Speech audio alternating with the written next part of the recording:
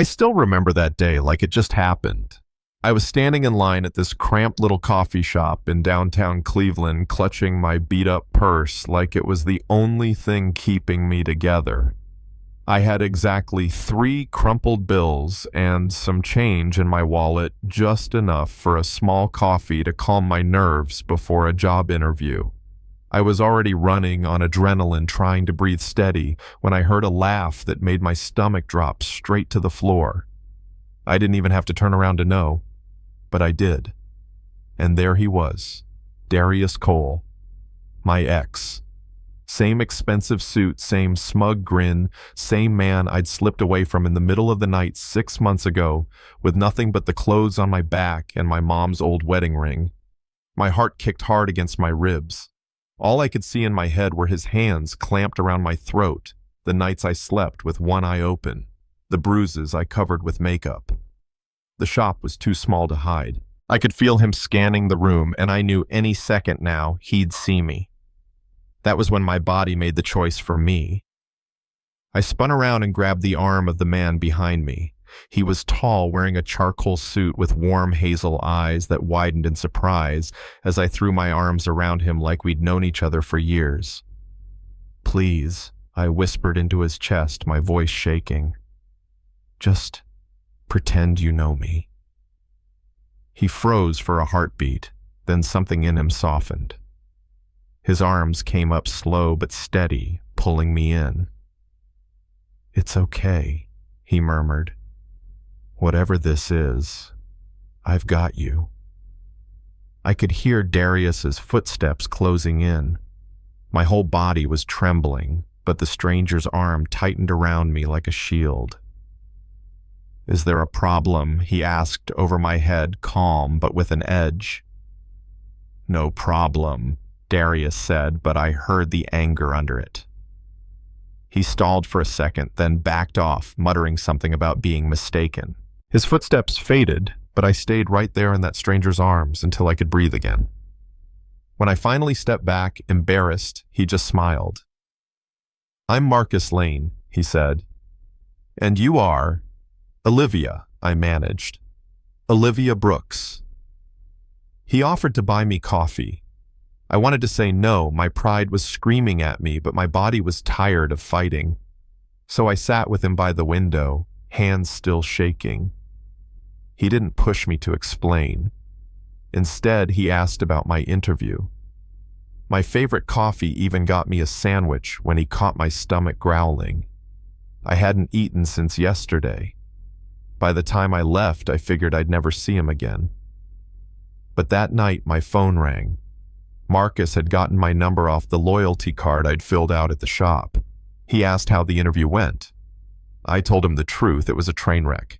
He didn't pity me. He just said, "I think you're tougher than you give yourself credit for, and I might have a job for you." 2 days later, I walked into his office, top floor of Lane Strategies, a firm I'd only read about in the business section, and walked out as his new executive assistant. From day one, Marcus treated me like more than just someone behind a desk. He'd leave a cup of coffee on my desk exactly how I liked it, ask about my mom's health, make sure I actually took lunch. He even set me up with a clothing allowance so I could walk into meetings looking like I belonged there. It wasn't charity, he made it company policy so I couldn't refuse. For the first time in years, I felt like I was standing on my own 2 feet. Until one night, walking up the steps to my apartment, I saw my door cracked open. My heart went cold. "I know you're out there," Liv Darius's voice called from inside. "Come on in, we need to talk." I gripped my phone ready to dial 911. He stepped into the doorway, sharp suit, sharper eyes.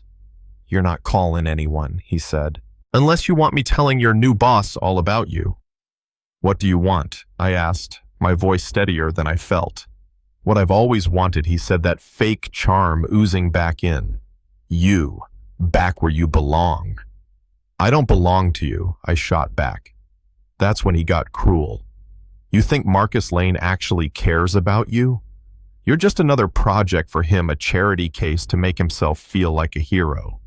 The words hit harder than I wanted to admit, but before I could answer, I heard footsteps on the stairs. Marcus appeared, briefcase in hand, eyes locking onto the scene in an instant. He moved to my side, his presence a wall between me and Darius. From where I'm standing, Marcus said evenly, "The only thing Olivia wants is for you to leave." Darius's mask cracked. "This isn't your business, Lane. She's my employee, my friend, and my business is protecting both." His voice didn't rise, but it didn't need to. Darius glared, but finally backed down. "This isn't over," he warned, retreating down the stairs. When the door shut, I exhaled like I'd been holding my breath for months. "I should have told you about him," I said quietly, "about why I left." "The only thing this changes," Marcus said, looking me straight in the eye, "is that now I know you're even braver than I thought." That night, he insisted I stay at his place. His penthouse wasn't some cold glass box it felt lived in. He cooked pasta while I sat at the counter watching him like I couldn't quite believe this man was real. Over dinner, I told him everything. The control, the violence the night I ran. He listened. No judgment. Just this steady, quiet anger on my behalf. "You'll never go through that again," he said. "Not while I'm around." Weeks passed. We worked side by side, shared late-night takeout, laughed more than I had in years. When the company's annual gala came, Marcus didn't just ask me to attend. He introduced me to every client as the woman who keeps me sane and the one I'm lucky enough to come home to. But Darius wasn't finished. He tried emails, calls, even showing up at my old place. Marcus's legal team hit back hard. Eventually, the noise died down. By then, Marcus and I weren't pretending anymore. One evening over dinner, he said, "I know this is fast, but you've changed my life, Liv. I don't just want you at my side at work. I want you in every part of my life." In a year to the day after I'd grabbed a stranger in a coffee shop, he led me onto the rooftop of our building. Twinkle lights, my mom, my closest friends all there. He dropped to one knee. "Olivia Brooks," he said, voice steady but full of feeling. "You saved me in ways you'll never know. Will you marry me?" I didn't even hesitate. Yes. We built a life from there. Marcus transferred half the company into both our names. Said we were equals in everything. Together we started a housing program for women leaving abusive relationships named after my mom. We made plans for a family. We worked. We fought. We laughed. We loved. Sometimes I think back to that moment in the coffee shop, the fear in my chest, the stranger's arms closing around me, and I realize it was the first time in years I felt safe. I didn't know then that it would lead to all this, that the man I clung to out of desperation would be the one I'd choose every single day after.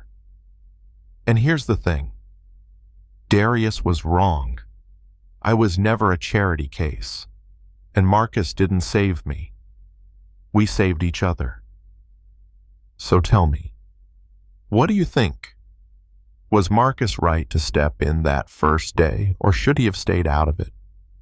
And do you think people can ever truly change, or is walking away the only way to stay safe? I want to hear your stories in the comments.